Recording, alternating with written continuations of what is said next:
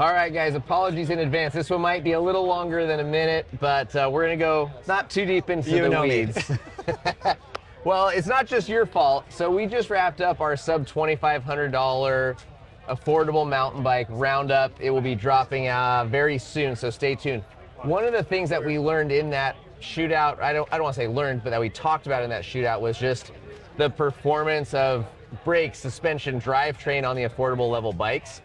And a standout feature was how good the Shimano's affordable drivetrain stuff performed compared to the other offerings that we had. Thank you.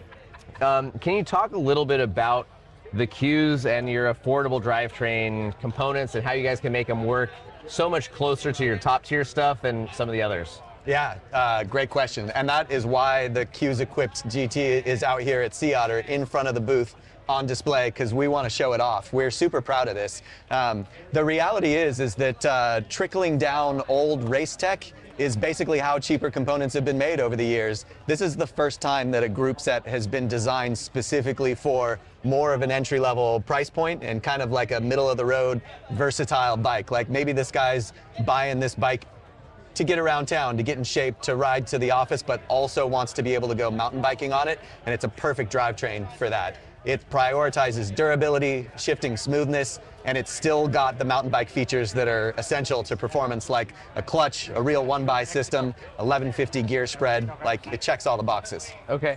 And as far as like, I mean, a big one for us is lever feel. Obviously, like the lever textures and some of the ergonomics are a little different, but when you go to push that shift lever and what you feel click-wise, the movement of the derailleur, and say you compare that to like a NX or something, right? Like a real entry-level SRAM shifter derailleur experience.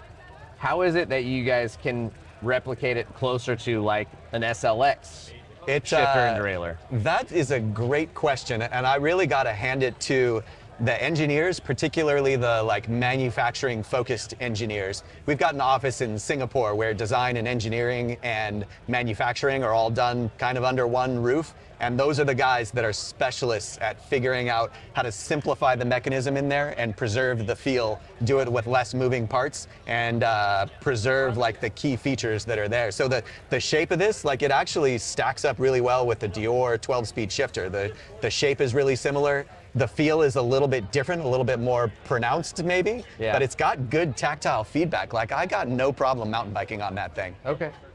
And then obviously with, you know, Q's, Link Glide, and some of the other stuff, it seems like Shimano's really putting effort into affordable and longer lasting drivetrain stuff. Yeah. Can you talk a little bit about that?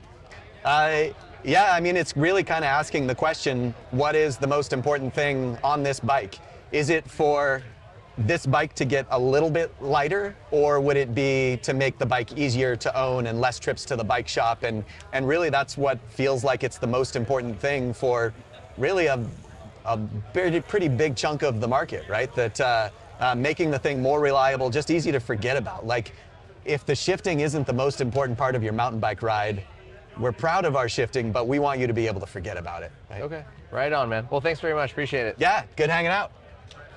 All right, everybody, we're here with Dottie at Mondraker Bikes, checking out a few awesome machines they've got. So lead it away, bud. Yeah, so this is our latest bike we just launched. This, I guess you say, it's Super Enduro EMTB. So this one, for the first time, we're running a 27.5-inch rear wheel. It's got a full carbon frame, and we're running the Bosch SX lightweight motor system. In the down tube, we have a 400 watt-hour battery, kicks out 55 Newton meters of torque, and it will give a huge 600 watt peak power, the same as the full-size CX batteries.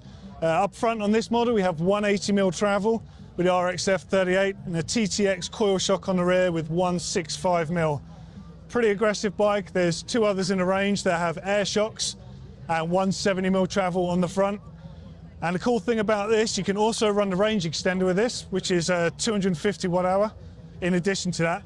But on the standard battery, I'm 92 kilograms and I can get 1,500 meters of climbing out of that. So that's like a 2-3 hour solid ride, which is, for a lot of people, that's a sweet spot, because many people will ride the full power bikes and probably come back with a lot of battery power in there. Now this one is one of the team edition bikes. So As you might notice, we've got a brand new factory racing team for this year. This one is Dakota Norton's bike. Ryan Pinkerton has a bike, and Ronan Dunn will have one, but he's not actually out here. Now this is the race. This is a 130mm travel bike, 150mm on the front, and it has a very special paint job. And the reason for the paint job is to celebrate our new race team, but also the fact the Mondraker is officially here in the States now. We have a headquarters in Boulder, Colorado, and you're going to be able to buy the bikes in North America and Canada. And this, personal favorite for me, but check this one over here. So this is the Neat, and it's a very special colorway. So the bike itself runs on the TQ HPR50 motor with a 360 watt-hour battery, running 50 newton meters of torque. As you probably noticed, it's the Golf Racing limited edition colors.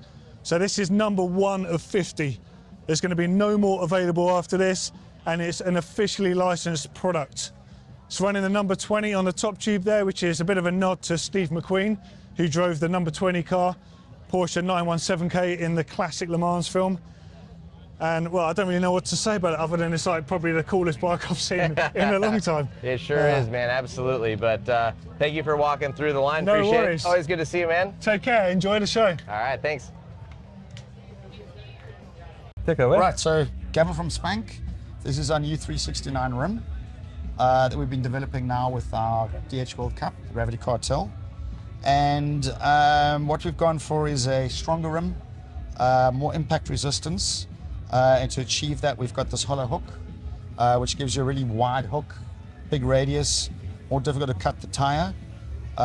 Also with our Uber tube well, makes the cross-sectional value area much bigger, makes the rim stronger.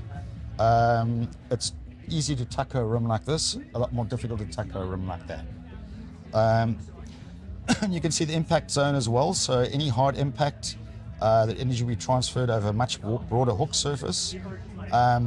This rim is based on our 359, which was very successful with the Common Soul Daniel Cup, Daniel team. We've developed this further now for impact resistance. We've reduced the radial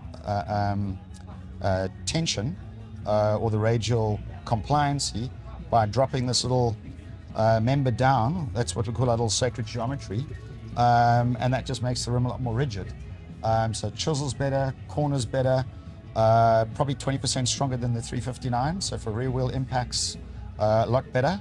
And you can also ride without fillers, without liners. Right. Yeah. And are you recommending this as a downhill only rim? No, it's a e-bike heavy as well? duty e-bike would be fantastic. Bike park rim. Weight isn't too bad with vibro cores around 650 grams to 680 grams, depending on the diameter. The vibro core also reduces low frequency vibration dampening and lifts the range of frequencies traveling through your bike and through your rim into a higher range, which is more comfortable on the body, less fatiguing. You have the ability to maintain and foster more energy, and it's a bit quieter. It also puts an expansive load on the outer walls, pretty much like Coke in a tin. So you can stand on that, take the Coke out, you compress the tin.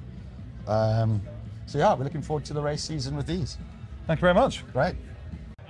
All right, we are here at the Privateer booth where they're showing off their Gen 2 of their bikes. We've got sponsored athlete Fergus Ryan, who's going to get us a little run through of the 161 Gen 2. Take it away. Hi guys, yeah, so right here we have the Gen 2 161.